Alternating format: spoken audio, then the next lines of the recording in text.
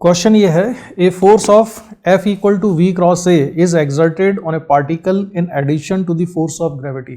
Particle पे दो forces लग रहा है, एक ग्रेविटेशनल फोर्स लग रहा है और एक ये फोर्स लग रहा है V क्रॉस A,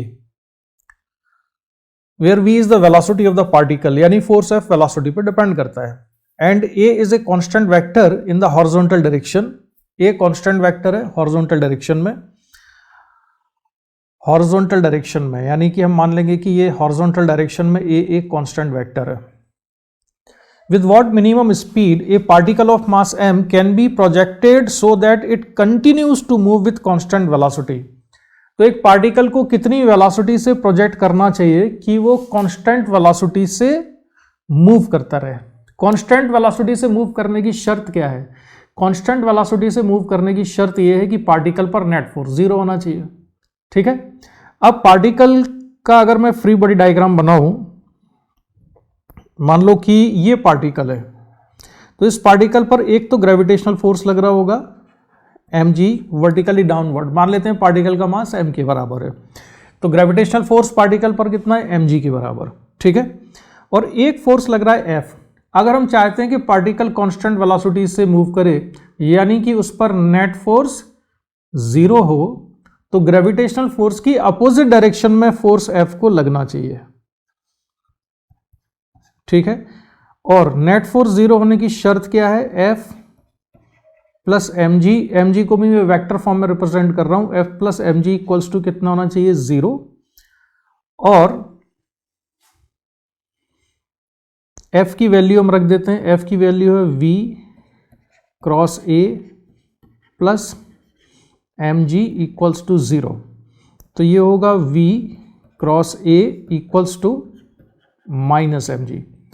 अब इस क्रॉस प्रोडक्ट को मैं ओपन करता हूं, तो क्रॉस प्रोडक्ट को ओपन करूं तो ये हो जाएगा modulus of v modulus of a into sine theta n cap equals to minus mg। अब हमको आंसर में वेलोसिटी की डायरेक्शन के अलावा मैग्नीट्यूड भी बताना है, तो मॉडुलस निकालने के लिए वेलोसिटी का मैं क्या करता हूं, इस इक्वेशन में दोनों तरफ जो चीजें दी हुई हैं उनका मॉडुलस ले लेता हूं, यानी ये सभी का पूरे का मॉड ले लिया मैंने, पूरे का मॉड ले लिया तो सिंपली क्या बचेगा यहां पर? ये बचेगा v into a into sine theta, modulus of n cap कितना होगा? 1, क्योंकि एन कैप है यूनिट वेक्टर, यूनिट वेक्टर का मॉडुलस ऑफ एन कैप कितना हो जाएगा? 1 इक्वल टू mg। इसको सिंप्लीफाई करने से v आएगा mg upon a sine theta, यानी कि ये जो पार्टिकल है इसको हम कई सारी वेलोसिटी से प्रोजेक्ट कर सकते हैं जिससे कि नेट फोर्स जीरो हो। वो वेलोसिटी किससे मिलेगी? mg upon a sine theta से। लेकिन इसमें ध्यान दो कि जो वेलोसिटी है ये थीटा पे डिपेंड कर रही है। मास पार्टिकल का कांस्टेंट रहेगा, g कांस्टेंट है और a भी कांस्टेंट है, लेकिन जो चीज़ वेरी कर रही है वो क्या है? Theta. So theta will very, theta change नहीं होगा पार्टिकल का, सॉरी थीटा कांस्टेंट नहीं रहेगा। थीटा क्या है? वेलोसिटी वेक्टर और वेक्टर a के बीच का एंगल है, तो ये थीटा कांस्टेंट नहीं है। तो अगर मुझे v की मिनिमम वैल्यू निकालनी है, तो v की अगर मुझे मिनिमम वैल्यू निकालनी है तो मुझे साइन थीटा की मैक्सिमम वैल्यू यहां पर रखनी होगी, क्योंकि साइन थीटा डिनोमिनेटर में, अगर डिनोमिनेटर मैक्सिमम होगा तो ओवरऑल क्वांटिटी मिनिमम हो जाएगी। तो v मिनिमम के लिए जरूरी है कि साइन थीटा मैक्सिमम हो, और साइन थीटा की मैक्सिमम वैल्यू कितनी होती है? 1, तो v मिनिमम आएगा mg अपॉन a। जब हम साइन थीटा को कितना रख देंगे? मैक्सिमम, यानी कि 1, साइन थीटा इक्वल टू 1, ये इसकी मैक्सिमम वैल्यू हो गई।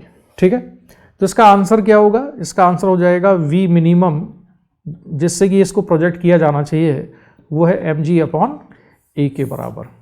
ठीक है, this is the v minimum, mg upon a।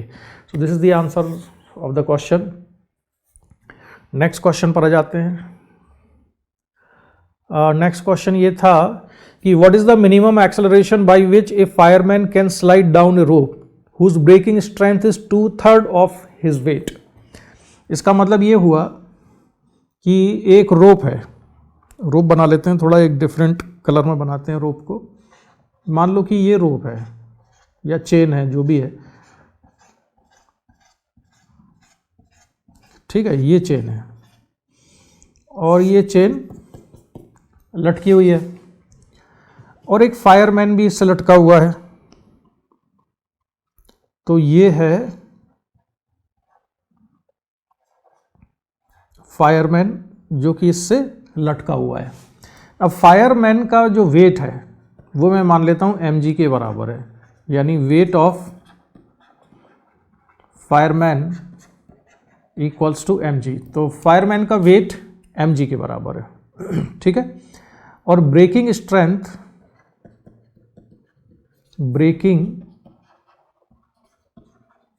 Strength कितनी है, 2/3 ऑफ हिज वेट, यानी कि 2/3 mg।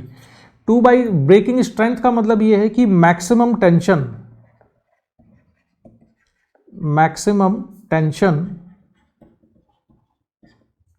कितना पॉसिबल हो सकता है, यहां पर टी मैक्सिमम की वैल्यू हो सकती है 2/3 mg, यानी कि जो फायरमैन है उसको इतने एक्सेलरेशन से मूव करना पड़ेगा जिससे कि टेंशन की वैल्यू 2 mg/3 से ज़्यादा ना हो पाए, ठीक है। तो उसके लिए क्या होगा, हम फायरमैन का फ्री बॉडी डायग्राम बना लेते हैं। तो ये फायरमैन है और इस पर एक ग्रेविटेशनल फोर्स लग रहा होगा mg और एक टेंशन फोर्स लग रहा है, और वो टेंशन हमने कर दिया है मैक्सिमम, ठीक है। अब फायरमैन को एक्सेलरेट कराते हैं हम एक्सेलरेशन a से, और न्यूटन सेकंड लॉ से मैंने इस पर इक्वेशन लिखी। तो न्यूटन सेकंड लॉ से इक्वेशन हो जाएगी mg minus T maximum equals to mass into acceleration, और mg माइनस टी मैक्सिमम कितना है, टी मैक्सिमम हो सकता है 2/3 mg इक्वल्स टू ma। इसको सिंप्लीफाई कर दो, इसको सिंप्लीफाई कर दोगे तो a की वैल्यू कितनी आ जाएगी, g/3 के बराबर। तो मिनिमम इतने एक्सेलरेशन से जो फायरमैन है उसको नीचे आना चाहिए। अगर वो g/3 से कम एक्सेलरेशन से नीचे आएगा तो टेंशन बढ़ जाएगा और इस रोप या स्ट्रिंग ब्रेक हो जाएगी। अगर उसका एक्सेलरेशन g/3 या उससे ज़्यादा है तो टेंशन 2 mg/3 या उससे कम होगा और रोप ब्रेक नहीं होगी। और अगर वो रोप को छोड़ देता है, फ्री फॉल होता है, यानी उसका एक्सेलरेशन g हो जाए, तो रोप में टेंशन 0 हो जाएगा, ठीक है। चलो आगे बढ़ते हैं इससे।